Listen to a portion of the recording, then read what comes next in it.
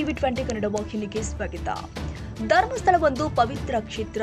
ಅದರ ಘನತೆಗೆ ಕುಂದು ತರುತ್ತಿರುವ ಪ್ರಯತ್ನಗಳನ್ನು ನಾವು ತೀವ್ರವಾಗಿ ಖಂಡಿಸುತ್ತೀವಿ ಅಂತ ಸಂಸದ ವಿಶ್ವೇಶ್ವರ ಹೆಗಡೆ ಕಾಗೇರಿ ಅವರು ಹೇಳಿದ್ದಾರೆ. ಈ ವಿಷಯದ ಕುರಿತು ರಾಜ್ಯ ಸರ್ಕಾರವು ಕೂಡಲೇ ಪಾರದರ್ಶಕ ಮತ್ತು ಸ್ಪಷ್ಟ ನಿಲುವು ತೆಗೆದುಕೊಳ್ಳಬೇಕು ಅಂತ ಆಗ್ರಹ ಮಾಡಿದ್ರು. ದೆಹಲಿಯಲ್ಲಿ ಮಾಧ್ಯಮದವರೊಂದಿಗೆ ಮಾತನಾಡಿದ್ರು. ಎಸ್ಐಟಿ ತನಿಖೆಯನ್ನ ಸ್ವಾಗತಿಸುವುದಾಗಿ ತಿಳಿಸಿದ್ರು. ಆದರೆ ತನಿಖೆಯ ದಿಕ್ಕು ತಪ್ತಾ ಇದೆ ಎಂಬ ಅನುಮಾನ ವ್ಯಕ್ತಪಡಿಸಿದ್ರು. ಮೊದಲು 13 ಸ್ಥಳಗಳ ಬಗ್ಗೆ ಹೇಳಿದ್ದ ಅನಾಮಿಕ ವ್ಯಕ್ತಿ ಈಗ 18 ಸ್ಥಳಗಳ ಬಗ್ಗೆ ಹೇಳ್ತಾ ಇದ್ದಾನೆ. ಕಾಂಗ್ರೆಸ್ ಸರ್ಕಾರವು ತನ್ನ ಆಡಳಿತ ವೈಫಲ್ಯಗಳನ್ನ ಮುಚ್ಚಿ ಹಾಕಲು ಎಸ್ಐಟಿ ಬಳಸಿಕೊಳ್ತಾ ಇದೆ ಎಂದು ಅನುಮಾನ ವ್ಯಕ್ತಪಡಿಸಿದ್ರು. ಧರ್ಮಸ್ಥಳದ ಎಸ್ಐಟಿ ತನಿಖೆ ನಿಷ್ಪಕ್ಷಪಾತವಾಗಿ ನಡೀಬೇಕು. ಯಾವುದೇ ಕಾನೂನು ಬಾಹಿರವಾದಂತಹ ಕೃತ್ಯಗಳು ಎಲ್ಲೇ ನಡೆದಿದ್ದಿದ್ರು, ಧರ್ಮಸ್ಥಳದಲ್ಲೇ ನಡೆದಿದ್ದಿದ್ರು, ಅದು ನ್ಯಾಯಬದ್ಧವಾಗಿ ತನಿಖೆ ಆಗಬೇಕು ಅನ್ನುವಂಥದ್ದು ನಿರಂತರವಾಗಿ ಪೂಜ್ಯ ವೀರೇಂದ್ರ ಹೆಗ್ಗಡೆ ಅವರನ್ನು ಒಳಗೊಂಡಂತೆ ನಾಡಿನ ಜನರೆಲ್ಲರೂ ಅತ್ಯಂತ ಸಹಜವಾಗಿ ಆ ಎಲ್ಲಾ ತನಿಖೆಗಳಿಗೆ ಸಹಕರಿಸಿರೋದನ್ನ ನಾವು ನೋಡಬಹುದು.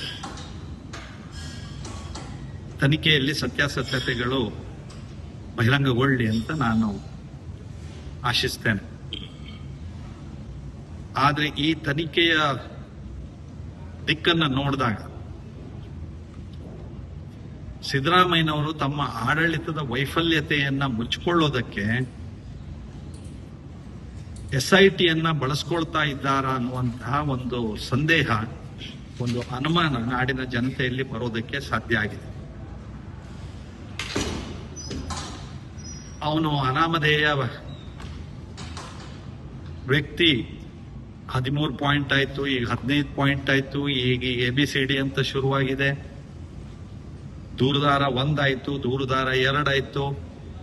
ದಿನದಿಂದ ದಿನಕ್ಕೆ ಈ ತನಿಖೆಯ ದಿಕ್ಕು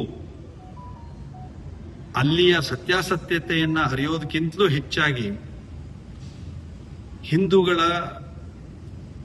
ನಮ್ಮ ಭಾರತೀಯರ, ನಮ್ಮ ಸನಾತನ ಧರ್ಮದ ಶ್ರದ್ಧೆ ಭಕ್ತಿಯ ಕೇಂದ್ರವಾದಂತಹ ಧರ್ಮಸ್ಥಳ ಪವಿತ್ರ ಕ್ಷೇತ್ರದ ಬಗ್ಗೆ, ಅದರ ಘನತೆ ಗೌರವವನ್ನ ಕುಂದಿಸುವಂತಹ ಒಂದು ಪ್ರಯತ್ನವೋ ಇದು ಅನ್ನುವಂತಹ ಸಂಶಯ ಇವತ್ತು ನಾಡಿನ ಎಲ್ಲೆಡೆಯಲ್ಲಿ ನಮ್ಮೆಲ್ಲರಲ್ಲಿ ಮೂಡೋದಂತಹ ಪರಿಸ್ಥಿತಿ ನಿರ್ಮಾಣ ಆಗಿದೆ.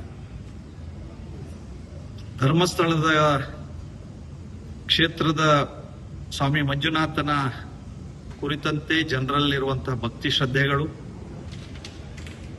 ಧರ್ಮಾಧಿಕಾರಿ ಪೂಜ್ಯ ವೀರೇಂದ್ರ ಹೆಗ್ಗಡೆ ಅವರು ನಾಡಿನ ಉದ್ದಗಲದಲ್ಲಿ ಮಾಡ್ತಾ ಇರುವಂತಹ ಅನೇಕಾರು ರಚನಾತ್ಮಕ ಚಟುವಟಿಕೆಗಳು,